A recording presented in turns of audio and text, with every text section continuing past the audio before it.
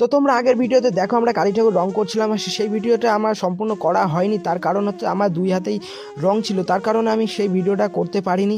তো সকালবেলায় তারা এসেছিল কালী ঠাকুর নিতে এবং নিয়ে চলে গেল, রাতেই আমাদের রং করা হয়ে গেছিলো। আর এখানে যেটিও আর একটা ঠাকুর বানাচ্ছে, সেই ঠাকুরটা হচ্ছে মনসা ঠাকুর। দাঁড়াও এখানে কীভাবে বানায় তোমাদের একটু দেখিনি, কারণ তোমরা তো মনে হচ্ছে এবারটা প্রথম দেখছো, তার জন্য তোমাদের একটু বুঝিনি। এখানে যেটু পা দিয়ে ধরে এটাকে একটা পা বানাচ্ছে। তো এদিকে দেখো একটা পা বানিয়েছে, আর একটা পা বানাবে, তারপরে পুরো শরীরটা বানাবে।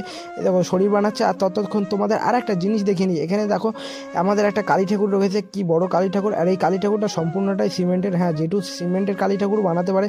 দেখো কত সুন্দর লাগছে। আর এখানে ততক্ষণে এই মনসা ঠাকুরটা অলমোস্ট তৈরি হয়ে গেছে। আর আমি যাব এখন বিলের ওপিটে।